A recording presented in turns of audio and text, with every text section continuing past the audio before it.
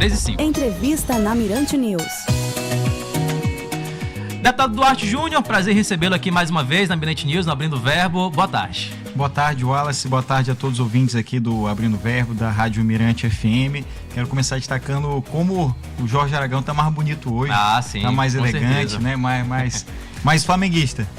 Mais flamenguista, sim. Flamenguista, né? Flamenguista. Brincadeira à parte, é um prazer estar aqui contigo, Wallace. Obrigado pela oportunidade e parabéns aí pelo trabalho. Prazer é todo nosso. Deputado, o senhor está à frente da vice-presidência da CPMI do INSS.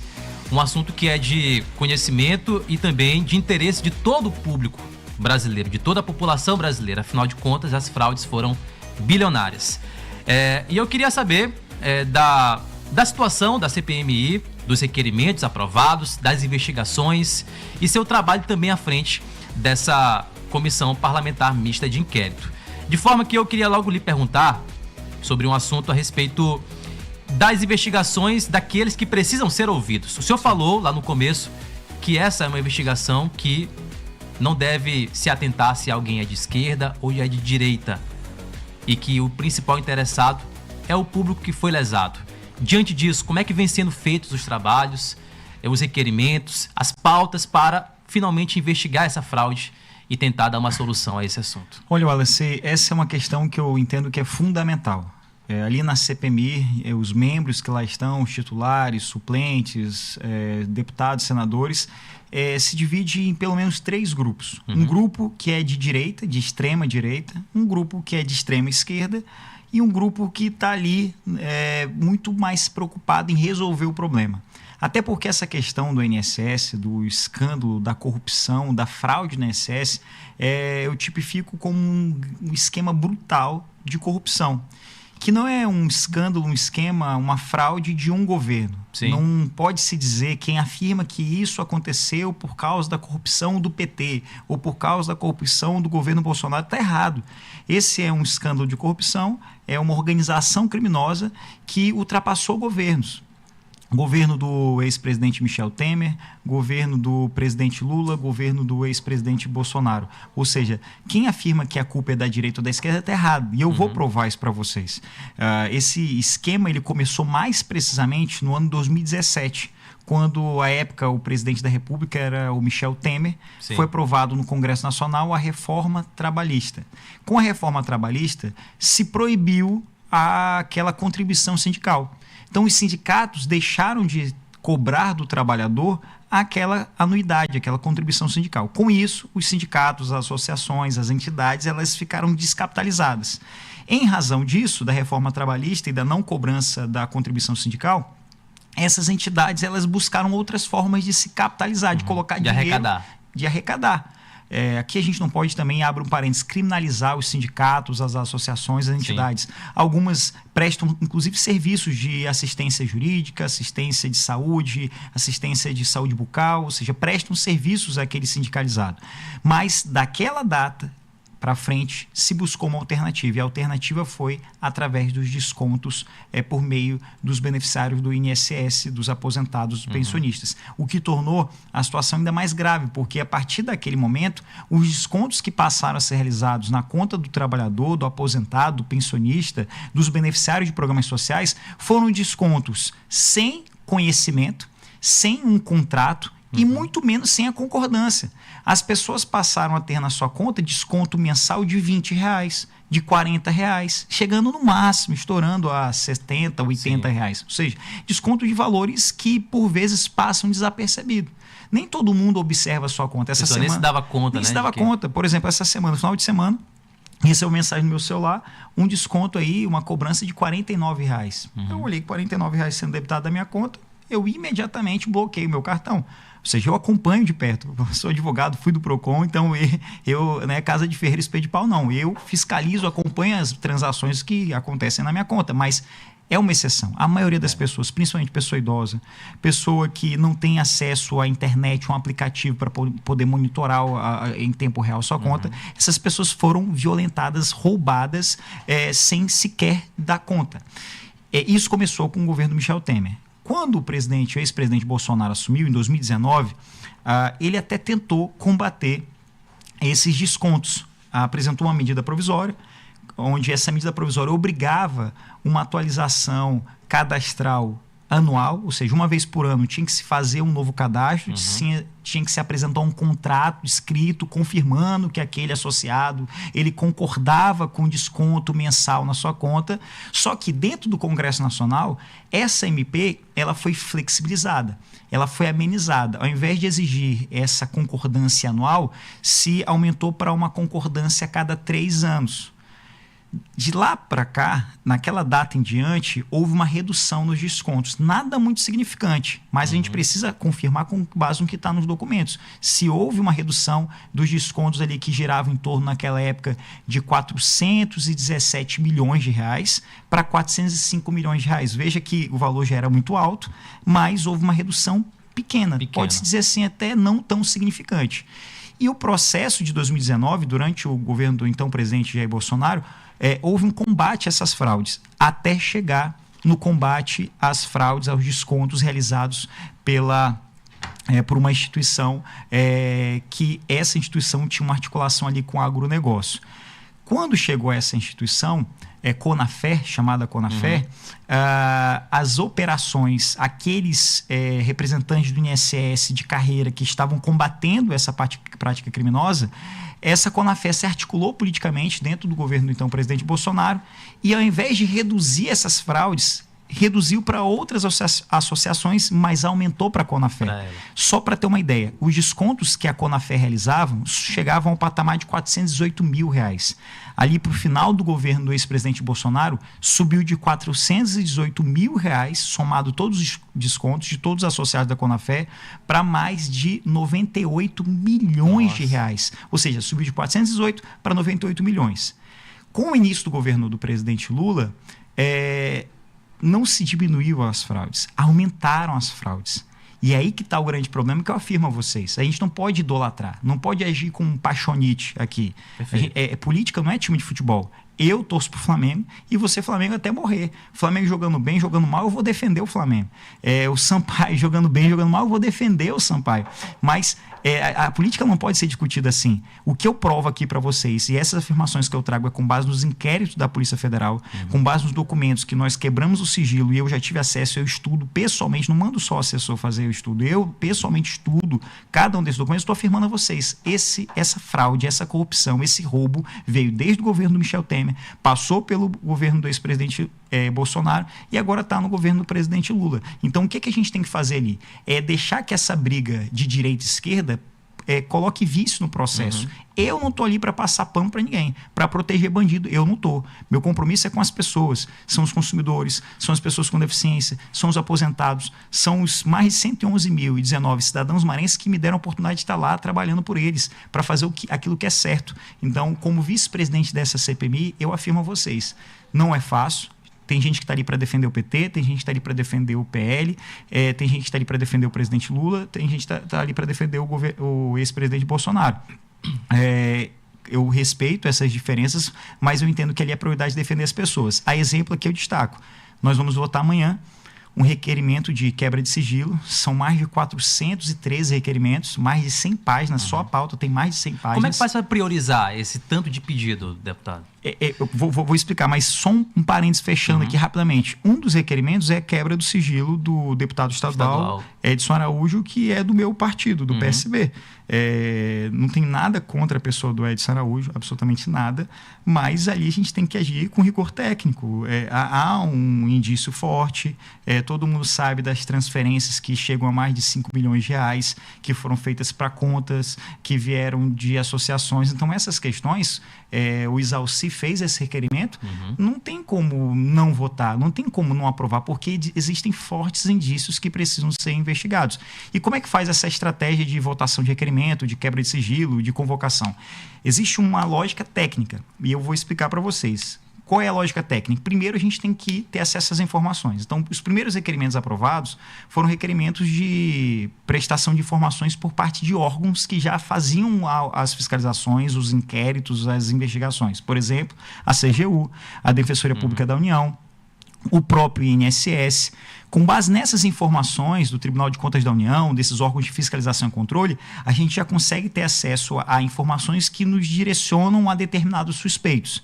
Após essas documentações chegarem ao nosso conhecimento, nós iniciamos a oitiva com os ministros da Previdência desde 2015 até o tempo atual, ou seja, ministro da Previdência do governo Lula, ministro da Previdência do governo Bolsonaro, ministro da Previdência do governo Michel Temer. Inclusive o próprio Carlos Lupe, né? Inclusive o próprio Carlos Lupe, que foi o primeiro a ser ouvido. E agora, amanhã, vai ser ouvido o Mohamed, que atuou aí no governo do ex-presidente Bolsonaro. Após ouvir os ministros da Previdência, nós vamos ouvir os presidentes do INSS, tanto no âmbito nacional, e eu fiz questão, claro, aqui do Maranhão, de fazer a convocação dos diretores do INSS do estado do Maranhão. Existem várias acusações que a gente precisa apurar, e nós estamos fazendo isso. Em seguida, ouvir algumas pessoas que lá estavam, por exemplo, por que em 2019 houve a redução para várias associações, mas para a Conafé, ao invés de reduzir, aumentou o número de descontos sabidamente ilegais? Por que a Conafé foi beneficiada? Porque após estourar essas operações, já em 2019, aqueles agentes do INSS que estavam ali na linha de frente, fazendo o trabalho certo, combatendo a corrupção, porque quando chegou na Conafé, esses servidores de carreira foram deslocados para outras repartições, ou seja, o fiscal, o diretor do INSS que estava ali fazendo o que é certo, quando se chegou na Conafé, ao invés dele ser incentivado a continuar trabalhando para proteger o aposentado, ele foi desligado. Então a gente tem que convocar esse sujeito para que ele possa dizer, olha, eu fui desligado porque fui ameaçado. Existem pessoas que extraoficialmente, em off, falam, eu fui ameaçado. Agora tem que saber por que foi ameaçado, para que a gente possa chegar... E por quem, né? E por quem foi ameaçado, a troco de que foi ameaçado. Então são questões assim que eu não tenho dúvida que essa CPMI ela tem tudo para que a gente possa alcançar um objetivo, que é garantir que o cidadão brasileiro possa ter maior segurança e aqueles que cometeram crimes possam ser responsabilizados. E é isso que a gente espera, né? Que o povo brasileiro espera.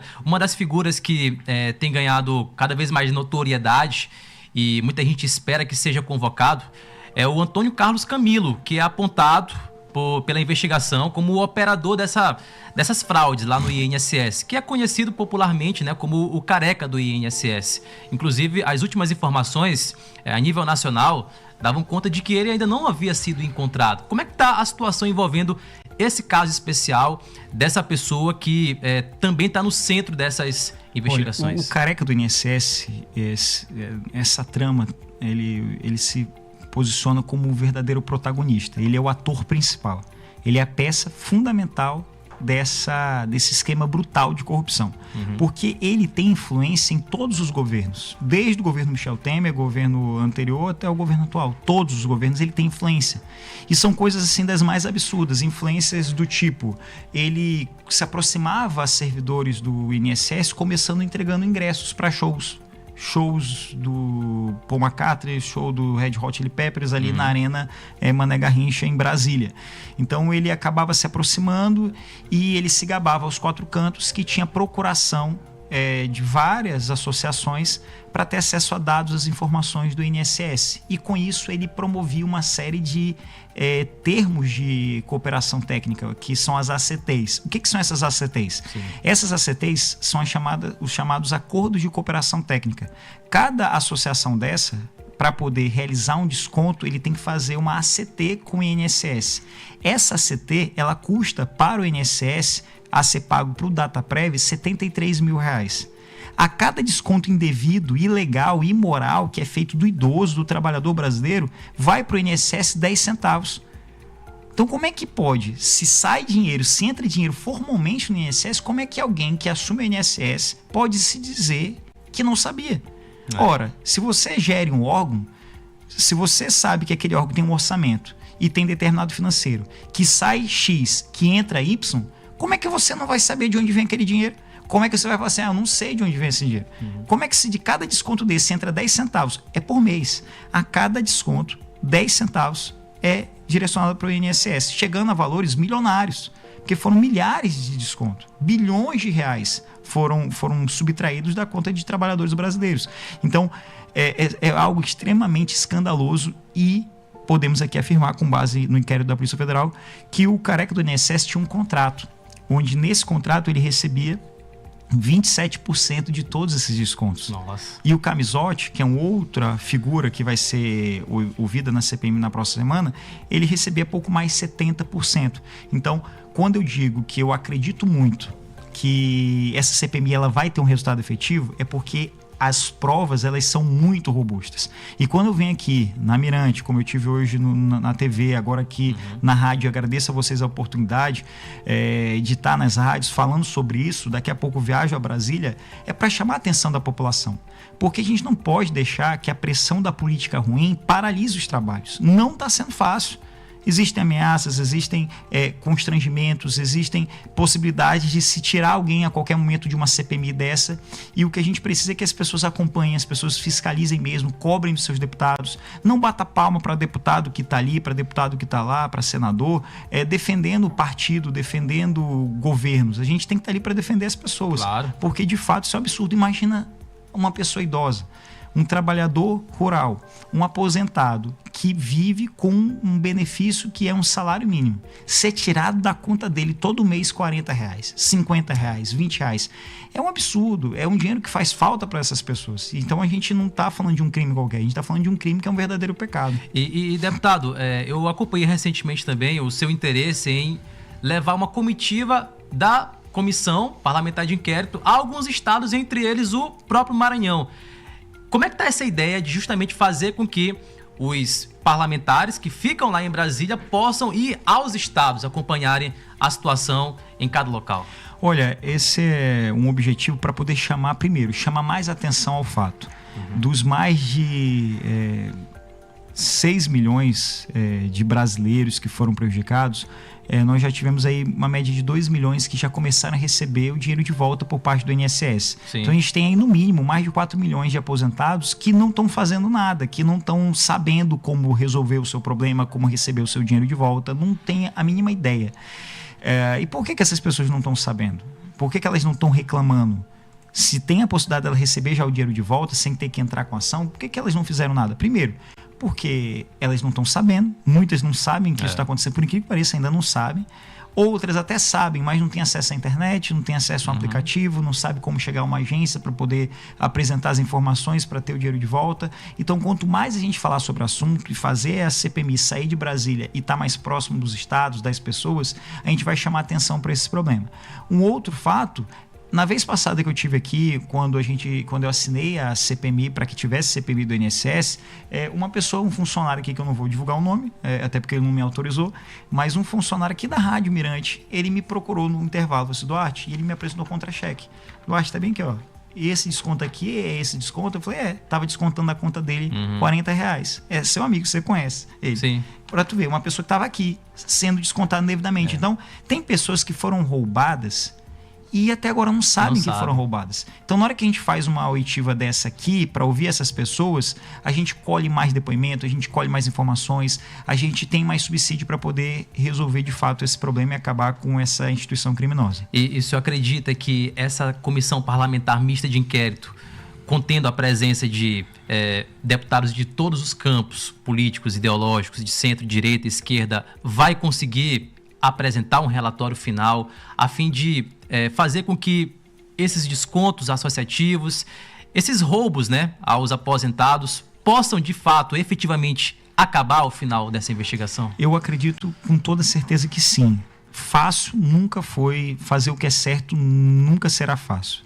É sempre mais difícil, mas quando a gente alcança o resultado é gratificante. A exemplo, eu posso demonstrar a minha eleição para vice-presidente. Eu acabei conseguindo minha vaga para ser titular da CPMI através de uma articulação com um partido a qual eu não sou filiado. Meu partido não tinha vaga na CPMI.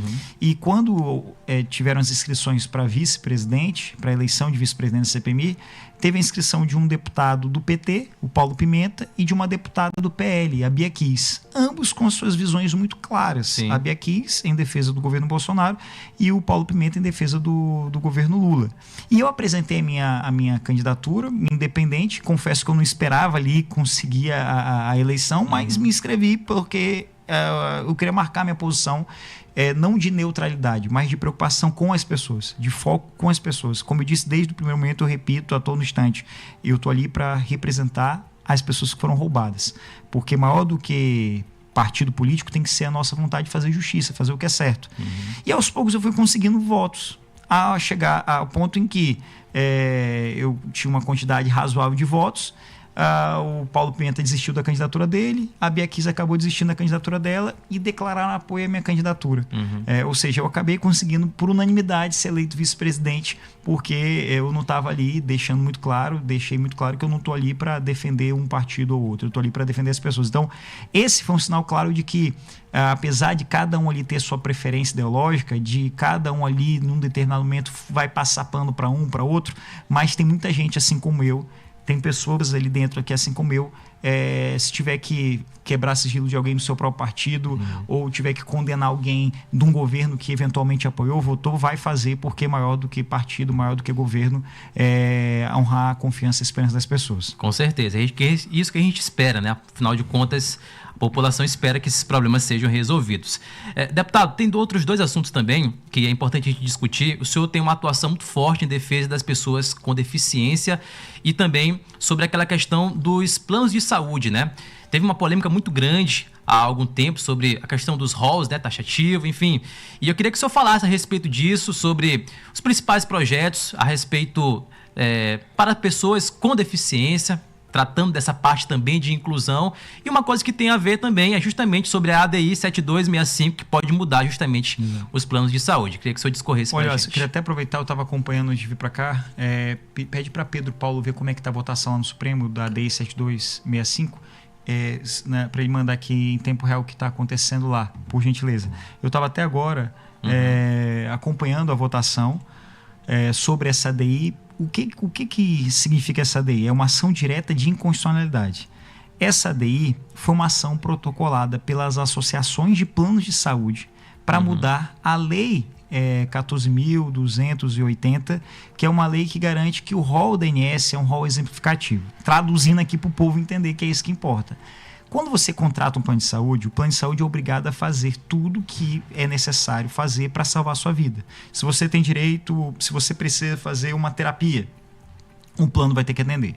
Se você precisa fazer uma musicalização, o plano vai ter que atender. Sim. Se você, Deus nos livre, mas se a pessoa tem um problema de Alzheimer, certo? Que é um problema gravíssimo, e a dose da medicação custa R$5.000, esse é um caso concreto. R$5.000 a dose de uma medicação para pessoas que têm Alzheimer. O plano de saúde ele é obrigado a atender esse serviço, pagar esse medicamento. Sim. Por quê? Porque o rol que está lá da ANS de serviços e procedimentos é um rol exemplificativo, ou seja, tem vários itens que estão nessa lista de procedimentos, mas o plano é obrigado a ir além dessas listas. Pode e deve atender, mesmo que não esteja escrito ali no rol da ANS. Os planos entraram com uma ação no Supremo para anular esse artigo da lei, para que o rol, ao invés de ser exemplificativo, seja taxativo. E aí o que vai acontecer se o Supremo decidir dessa forma? O rol passará a ser taxativo e o consumidor só vai ter direito de receber aquilo que está escrito lá. Ou seja, pode ser que as pessoas com deficiência não tenham mais direito a ter determinadas terapias.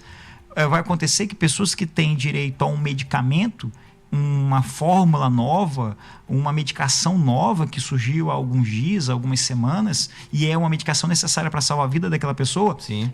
ele não vai ter mais direito. Uma pessoa que luta contra o câncer, precisa fazer, por exemplo, um PET scan, essa pessoa não vai ter direito, porque o rol vai ser taxativo. Então, o Supremo está aí para decidir esse caso. Eu confesso que eu estou bastante preocupado, já despachei com alguns ministros do Supremo, ali com quem eu despachei disse que não votará dessa forma, mas eu espero que essa decisão seja favorável ao consumidor, às pessoas com deficiência, porque o lobby dos planos de saúde é um lobby muito pesado. Muito grande, né? É muito forte. Eu sou relator da nova lei dos planos de saúde. Esse projeto ele tramita há 18 anos no Congresso Nacional.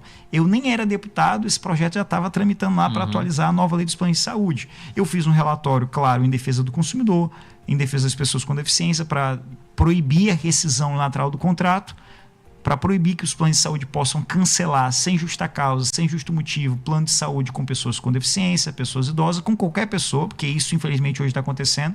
O plano, quando observa que a pessoa tem câncer, que a pessoa luta contra uma doença crônica, que a pessoa é uma pessoa idosa, ou que é uma pessoa com deficiência, uma pessoa mais vulnerável, o plano cancela. Unilateralmente, você pagando, o plano cancela. Então, coloquei lá no projeto de lei a proibição dessa rescisão lateral. O que aconteceu? O projeto está lá parado.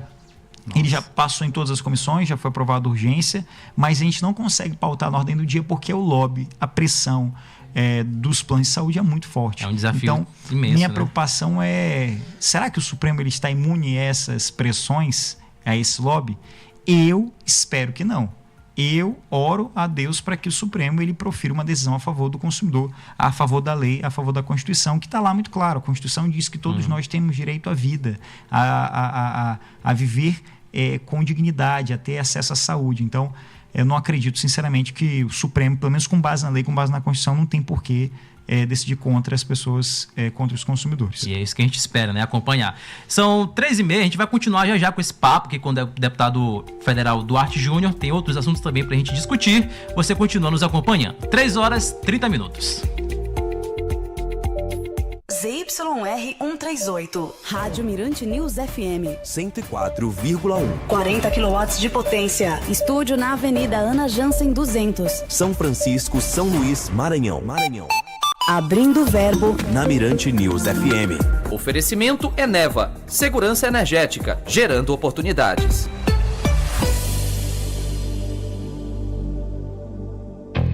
Hora certa, Bital Ambiental, líder em coleta e descarte de resíduos perigosos.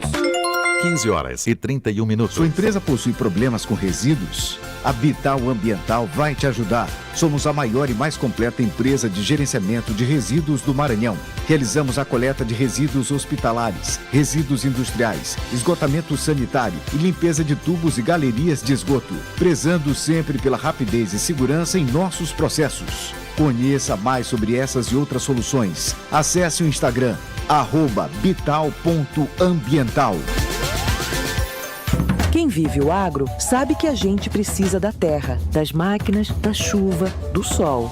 Mas sabe também que imprevistos acontecem.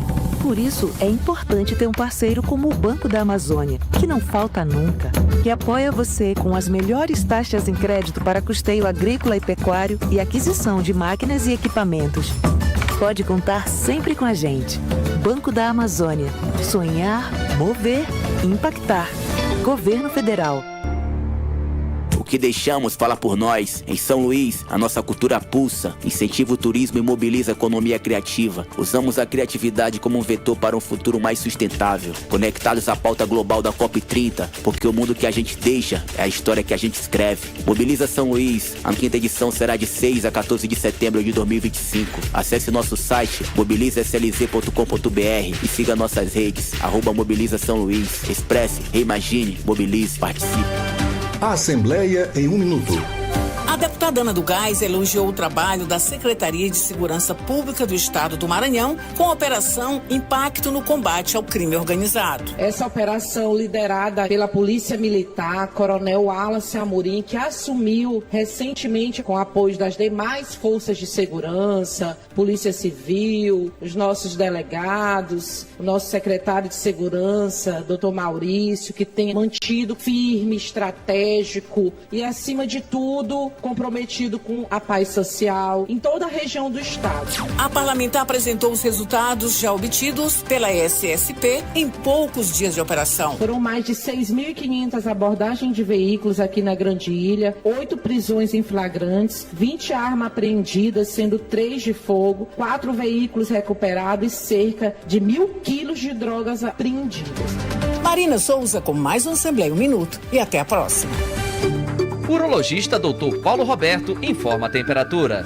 32 graus. Tá com dor, queimação na hora de urinar, vontade frequente de fazer xixi, uma sensação de peso na bexiga. Dr. Paulo Roberto, seu lugar é aqui. Urinar em pouca quantidade, isso não tá certo. Urinar escura, fique bem esperto. Se tá com cheiro forte, febre constante, é Dr. Paulo Roberto, tá certo. Urologista Dr. Paulo Roberto. Siga no Instagram, @urologista Dr. Paulo Roberto. Fone 3313-3000. Dr. Paulo Roberto, tá certo. Mirante News FM. Vamos nessa, são 3 horas e 35 minutos. Estamos conversando aqui hoje com o deputado federal Duarte Júnior, falando sobre vários assuntos, CPMI, do INSS e outros assuntos de interesse do público de todo o Maranhão e também de todo o país. Deputado Duarte, a gente estava conversando a respeito dessa votação no Supremo sobre essa ação direta de inconstitucionalidade que tem a ver com o rol taxativo, exemplificativo dos planos de saúde e as reclamações sobre a atuação dos planos, deputado, são muitas. Aqui no estado do Maranhão, o senhor conhece muito bem. Nós todos os dias praticamente recebemos aqui denúncias de planos de saúde que se negam a fazer algum tipo de tratamento. Os consumidores às vezes não têm ali a atenção necessária e muito se fala a nível nacional sobre a criação de uma comissão parlamentar de inquérito dos planos de saúde.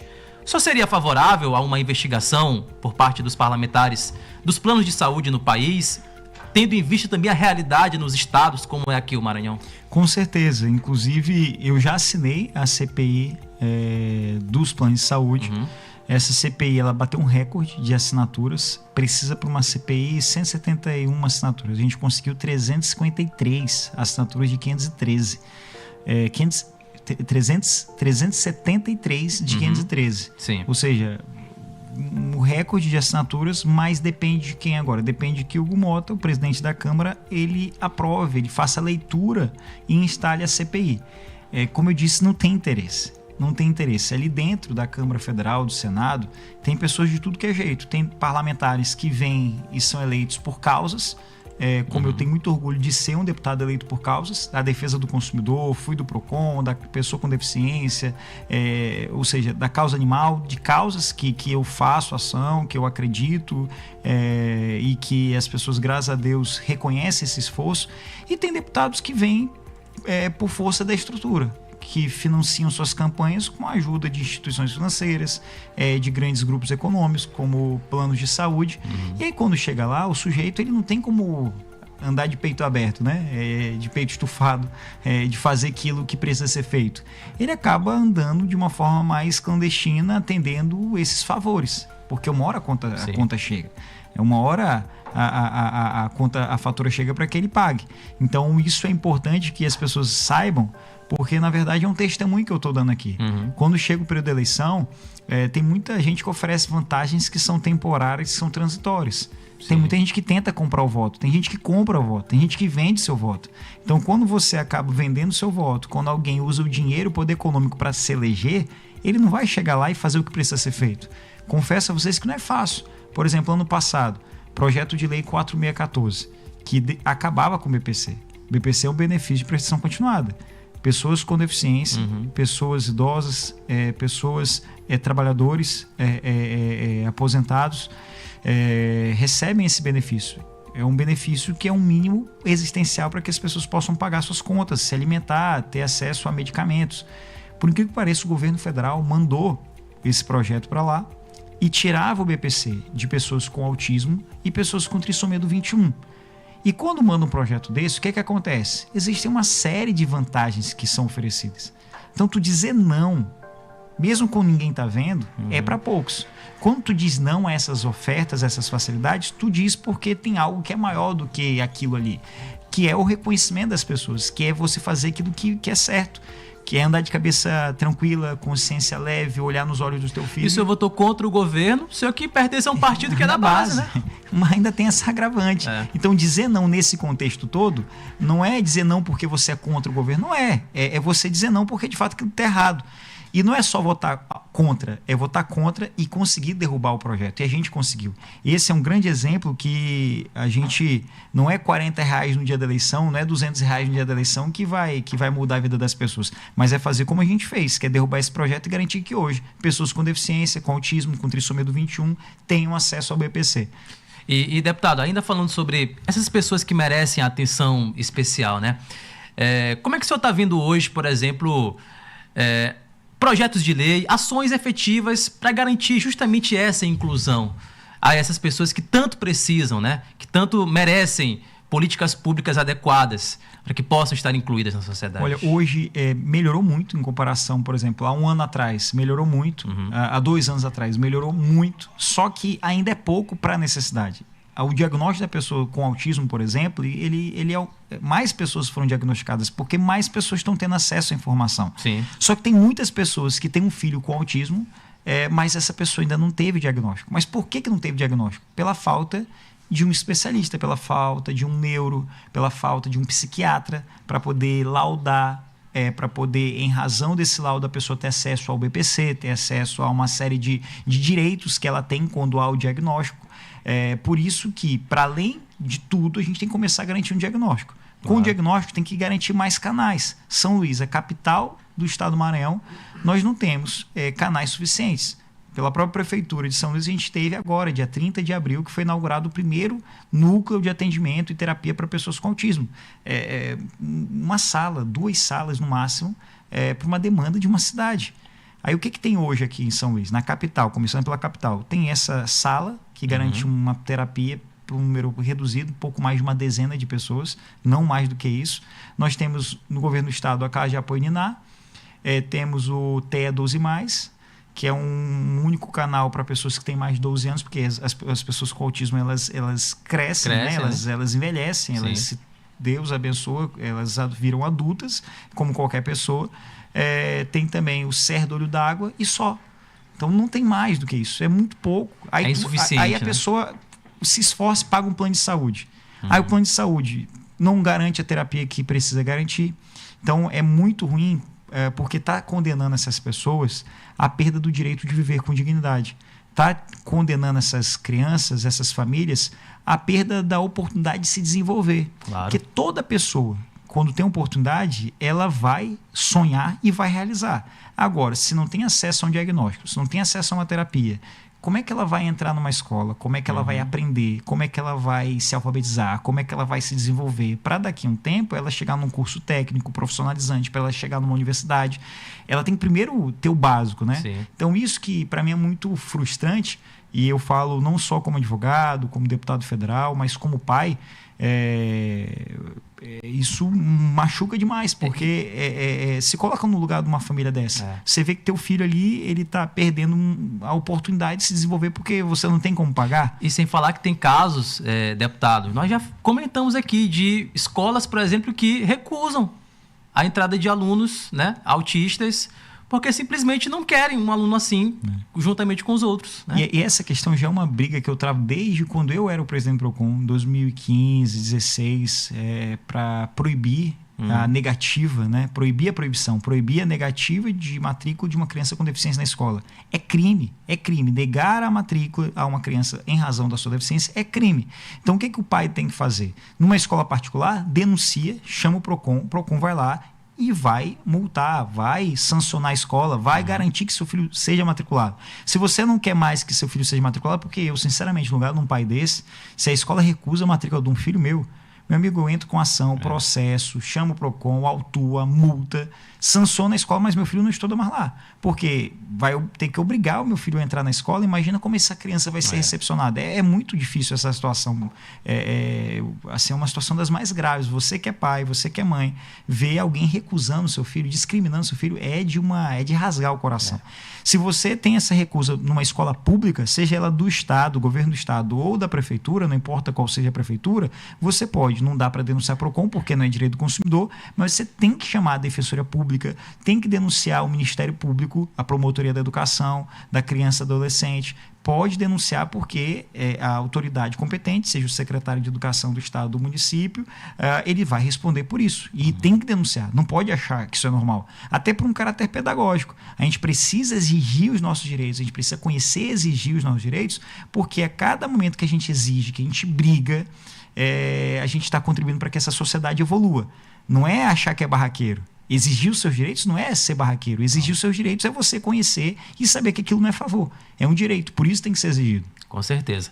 Deputado, voltando a falar sobre a CPMI do INSS e tudo que acontece lá em Brasília, como o senhor já bem falou, existe pressão de deputados, senadores, enfim, dos campos esquerda, direita, centro, e em meio de tudo isso, existe o que está acontecendo agora, o julgamento lá do núcleo, chamado núcleo crucial, né, da trama golpista.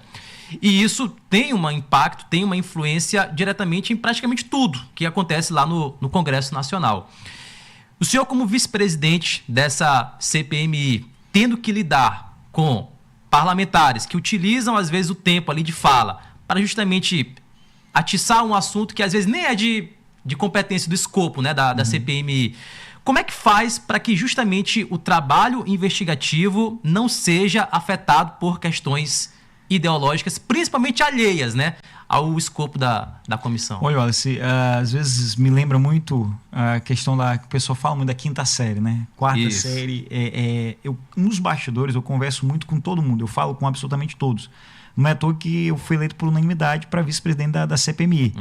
Todo mundo viu o que aconteceu nessa CPMI. Foi a primeira vez que o presidente, o vice-presidente, o relator não foi imposto. Não foi um acordo de líderes. O governo indicou fulano, a oposição indicou ciclano, o presidente da Câmara indicou não sei quem. Até houveram algumas indicações, só que as indicações foram todas rejeitadas e houve uma votação real lá. Foi a primeira vez que isso aconteceu numa CPMI. Em nenhuma comissão isso acontece. Geralmente é um acordo anterior, já chega lá só protocola a intenção e avança. E ao falar nos bastidores, eu sempre converso, seja parlamentar mais novo ou mais velho do que eu sempre falo, olha, a gente tem que ter cuidado com isso aqui, porque eu entendo as vibrações, os ânimos, o perfil de cada um, mas a gente tem que se preocupar com o que as pessoas estão vendo. Sim. As pessoas, elas não podem olhar uma investigação. Aquilo é uma investigação. É uma CPMI, é uma comissão parlamentar mista que reúne deputados e senadores para a realização de um inquérito, de uma investigação que é regido, inclusive, pelo Código de Processo Penal. Então, esses alertas, eles são exaustivos, mas, infelizmente, alguns ali não têm noção da responsabilidade que tem. Por isso que a gente luta, trabalha ao máximo para que esses exagerados, extremistas, eles sejam a minoria e a gente consiga avançar. Como pelo menos até esse momento, eu estou vendo que a investigação está avançando da forma correta, técnica que tem que ser. Se não acontecer, pode ter certeza que eu venho aqui na Mirante e vou falar que foi barrado e por que embarrou. Porque eu tenho uma filosofia na minha vida que eu repito sempre, que eu não vou deixar para amanhã o que eu devo fazer hoje. Que tudo que eu faço na minha vida eu não faço por dinheiro, eu não faço por outra razão, a não ser para orgulhar o meu filho. E daqui a pouco, em novembro, eu vou ter um outro filho, que é o Levi, o Luke e o Levi, e eu quero muito que eles tenham muito orgulho de mim. E daqui a 5, 10 anos eles possam andar assim, sabe, com o coração cheio de orgulho de tudo que o pai dele fez para mudar essa realidade. O legado é o mais importante, né? O exemplo é o mais importante, o legado é o mais importante, não é o dinheiro, não é o poder, mas é o legado, é o exemplo. Eu luto muito para deixar um bom exemplo para meus filhos. Eu não sei até quando a gente vai estar aqui, sabe? A vida ela é transitória. Apesar de ser novo, me sentir novo, agora, dia 15 de setembro, segunda-feira, é meu aniversário, vou fazer 39 anos. Vou ganhar de presente oitiva com careca do INSS. Eu estava conversando agora há pouco com minha esposa por telefone. Eu vou passar meu aniversário sozinho lá em Brasília, trabalhando, longe da família, longe dos amigos, longe da minha cidade, que não tem nada melhor do que chegar em São Luís, sentir o cheiro da cidade de São Luís, esse ar, né, que é diferenciado. E vou estar lá. E eu preciso fazer isso valer a pena, sabe? Então a gente não sabe quanto tempo a gente vai estar aqui. Pode ser que Deus me livre, mas ano que vem eu não esteja mais aqui. Então, enquanto tempo aqui eu estiver, eu quero fazer de tudo para orgulhar minha família, orgulhar meu filho, meus filhos e orgulhar aqueles que votarem em mim. Anistia, deputado. Um assunto que vem sendo repercutido, tratado lá no Congresso Nacional e entre muitas ameaças, né? Nós vamos pautar anistia se o governo não liberar emendas, por exemplo. Enfim, tudo isso. Qual que é a sua opinião sobre esse assunto? Olha, me perguntaram hoje, alguma pessoa, não foi nem entrevista, andando por aqui, e alguém falou assim, Duarte, a anistia passa? Eu disse, passa. Se pautar a anistia, passa. Hoje a ampla maioria ali é a favor da anistia. Só que existem duas modalidades de anistia. Existe a anistia, que é o que o PL deseja, que aí eu acho que está um pouco distante disso acontecer, não impossível, que é aquela anistia irrestrita para todo mundo. Geral. Sabe? Geral. Todo mundo vai ser perdoado como se nada tivesse acontecido. O que está mais próximo de acontecer, caso seja pautado, é uma flexibilização. Seria uma anistia que eu confesso que até entendo que juridicamente é correto, é aquela questão das penas. Por exemplo, não é, de acordo com a dosimetria da pena, não é adequado que uma pessoa que depredou um patrimônio, quebrou uma vidraça, que essa pessoa tem uma pena maior do que quem matou alguém. Não é juridicamente razoável, juridicamente não é aceito. Assim como também não se pode fingir que nada aconteceu. Sim. Se alguém entra na minha casa e quebra a minha televisão, se alguém entra na minha casa e quebra o meu carro, essa pessoa tem que responder por isso. Se a pessoa entra dentro da Câmara, do Congresso Nacional e quebra o patrimônio que é público, foram milhões de reais que foram gastos, dos impostos que eu pago, que você paga, quem me acompanha aqui, quem está ouvindo paga, que foram gastos para poder reparar aqueles danos ao patrimônio público. Não pode simplesmente se zerar como se nada tivesse acontecido. Agora, também não é adequado que se responsabilize essa pessoa com uma pena maior do que quem matou, do que quem estuprou, de quem cometeu um crime como capacitismo contra pessoas com deficiência, de quem agride uma mulher. Não é proporcional. Então, eu acredito que a gente tem sempre que se preocupar com o exemplo que a gente deixa à sociedade. Não pode simplesmente passar pano para quem comete crime, mas também não pode exagerar na pena só porque você simplesmente não concorda com o que ele fez. A pena, ela tem que ser aplicada, mas tem que ter uma lógica processual e proporcional ao ato praticado e ao dano gerado. Isso é direito penal básico. Então, o senhor concorda com uma anistia, mas sendo uma anistia relativa àquilo que eles praticaram e com relação aos supostos cabeças, né? Os tubarões. Como aconteceu, infelizmente nesse país, os poderosos, eles acabam nunca sendo atingidos. O crime do colarinho branco. Aquele que instigou, aquele que organizou, ele tem que ter uma responsabilização maior. Então, o que a gente precisa fazer é não politizar, infelizmente, o que já está politizado. A gente tem que fazer com que a lei seja cumprida. A lei, de fato. E a lei, ela fala claramente, quando a gente fala de teoria geral do processo penal, teoria geral do direito penal, a gente fala da proporcionalidade dessas sanções. Então, juridicamente falando, como advogado que sou, professor, aprovado no concurso público da Universidade Estadual do Maranhão, eu tenho que ter razoabilidade naquilo que eu falo. Não posso falar simplesmente aqui como um político sem um fundamento. Então, juridicamente falando, as penas que foram impostas, elas não são proporcionais. Tem casos de uma senhora que ela acabou sendo sancionada por uma pena de mais de 20 anos. Ou seja, se matasse alguém, talvez a pena seria menor do que ter depredado um patrimônio público, que também é crime. Então, não é o abono, não é a anistia irrestrita, mas é simplesmente a avaliação correta dos fatos e imparcial, como tem que ser.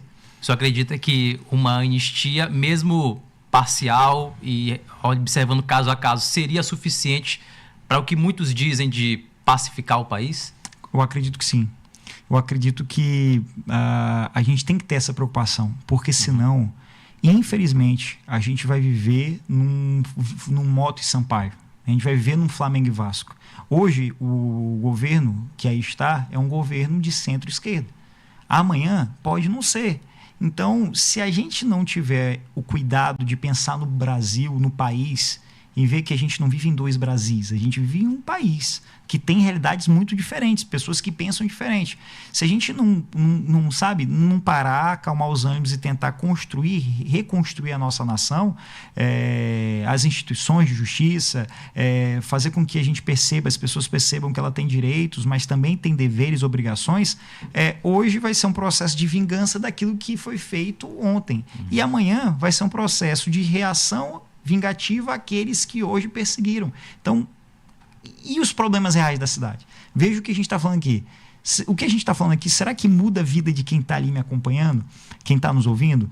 As pessoas precisam de oportunidade de trabalho, as pessoas precisam ter dinheiro no bolso, as pessoas precisam entrar numa faculdade, numa escola, as pessoas precisam ter acesso a uma consulta, um exame. Diariamente eu recebo de São Luís, do Maranhão, de vários lugares do nosso estado, pessoas que precisam de um leito, pessoas que precisam de uma cirurgia, pessoas que precisam de uma consulta oftalmológica, precisam fazer uma cirurgia de catarata, que se não fizer vai ficar cego, vai perder visão. Então, é isso que o político tem que entender.